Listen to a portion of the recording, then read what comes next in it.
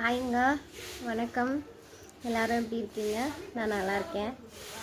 எனக்கு இன்றைக்கி ஒரு சின்ன பகிர்வு என்னென்னா, எனக்கு பிடிச்ச ஒரு ஆண்மகனை பற்றி பேச போகிறேன். உங்கள் பாணியில் சொல்லணும் அப்படின்னா, நான் Vijay fan, Ajith fan, Kamal fan அப்படின்னு சொல்லிப்பீங்க இல்லையா? அந்த மாதிரி நானும் ஒருத்தரோட ஆகச்சிறந்த ரசிகை. நான் அவ்வளோ பிடிக்கும் எனக்கு அவரை.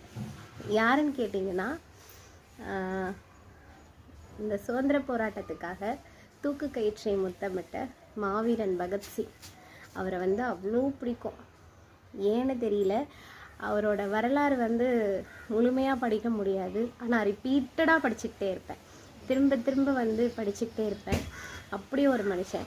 13-14 வயசு சின்ன குழந்தை ஜாலியன் வாலாபாக்கில் அந்த ரத்த தோய்ந்த அந்த மண்ணை பார்க்குது. அதை எடுத்து பத்திரப்படுத்திட்டு இந்த நாட்டுக்காக போராடணும்டா அப்படின்னு சொல்லி போராட்ட களத்தில் குதிக்குது. அந்த குழந்தை தான் ஒரு காலத்தில் மாவீரன் பகத்சிங்காக அறியப்படுது. அவரோட கொலை அப்படிங்கிறது அது கொலை தான். அப்போது அவரை தூக்கில் போட போகிறாங்க அப்படியே நடந்துக்கிட்டு, அதாவது பகத்சிங், ராஜகுரு, சுகதேவ், சந்திரசேகர் இப்படின்னு எல்லாருமே நண்பர்கள். அவங்க மேலே போடப்பட்ட வழக்கு அப்படிங்கிறது லாகூர் சதி வழக்கு. அதாவது உங்களுக்கு சாண்ட்ரஸ் கொலை வழக்கு இது சொல்லுவாங்க. இந்த சாண்ட்ரஸ் கொலை வழக்கு என்னென்னா, லாலா லஜபதி ராய் தாக்குனதுனால உங்களுக்கு அந்த தாக்குன அதிகாரியை, லாலா லஜபதி ராயை தாக்குன அதிகாரியை பழி வாங்கணும் அப்படிங்கிறதுக்காக, ஸ்காட் அந்த நபர் பேர், அவரை கொல்லணும் அப்படிங்கிறதுக்காக இவங்க எல்லாரும் சேர்ந்து ஒரு பிளான் பண்ணியிருப்பாங்க. இதில் ஜெயபால் அப்படிங்கிற ஒருத்தர்கிட்ட ஒரு முக்கியமான பொறுப்பு கொடுக்கப்பட்டிருக்கும். இவர் தான் அவர் வர்றாரு அப்படிங்கிறது சிக்னல் கொடுக்கணும். இப்போ இருக்கிற மாதிரி டெக்னாலஜியெல்லாம் அப்போ இல்லை இல்லையா? ஸோ சொல்லணும். இதில் என்ன ஒரு கொடுமைன்னா, அந்த ஜெயபால் ஸ்காட்டை பார்த்ததே கிடையாது. அந்த வண்டி நம்பர் வச்சு அந்த வண்டியை வச்சு இவங்க தான் அப்படின்னு சொல்லி மென்ஷன் பண்ணணும். கால கொடுமை. அன்னைக்கு ஸ்காட்டு வரமாட்டார். மாமியார் ஏதோ ஊர்லேருந்து வராங்கன்னு சொல்லிட்டு அதுக்காக அவர் போயிடுவார். அவருக்கு பதில் அந்த வண்டியில் வந்தது யாருன்னா, சாண்ட்ரஸ் அப்படிங்கிறவர் வந்திருப்பார். ஜெயபாலுக்கு இதுதான் ஸ்காட்டுன்னு நினச்சி சொன்ன உடனே இமீடியட்டாக எல்லாரும் சுட்டுருவாங்க. பகத்சிங் ஐயோ இல்லை இல்லை அவர் இல்லைன்னு சொல்கிறதுக்குள்ளே போயிடும். தோட்டா போய் பாஞ்சிரும். தோட்டாவை எப்படி நிறுத்த முடியும்? போயிடும். வேறு வழி இல்லை. இவரும் ஒரு இது சுட்டுட்டு ஒளிவாங்க.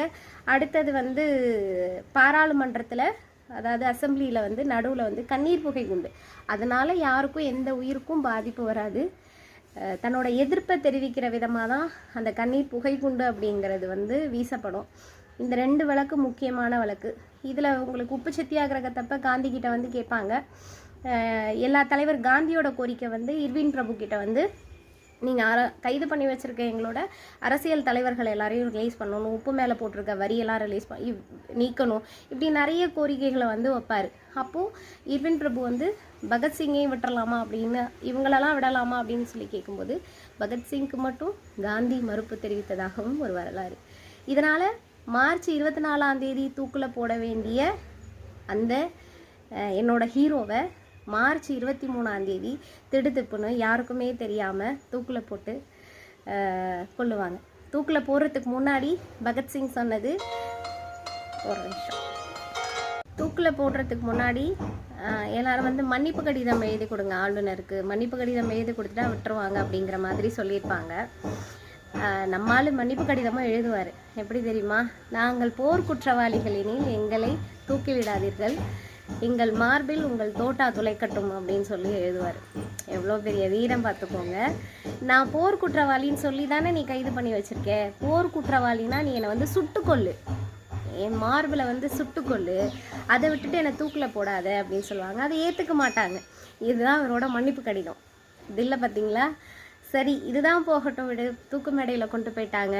யாரை முதல்ல தூக்கில் போடணும்னா, அதுக்கு மேலே ஒரு மாவீரன் சுகதேவ், என்னை முதல்ல தூக்கில் இறக்கடா. ஆனால் தூக்கில் இறக்கும்போதும் இவங்களோட ஆகச்சிறந்த வசனங்கள் என்ன தெரியுமா? நீ என்னை சுட்டு தான் கொல்லலை, நான் சுட்டு கொல்ல சொன்னேன், அதுதான் நீ செய்யலை. அட்லீஸ்ட் என் தாய் மண்ணை நான் பார்த்து கொண்டே சாக வேண்டும், அதற்கான அனுமதியை கொடு அப்படின்னு கேட்டான்.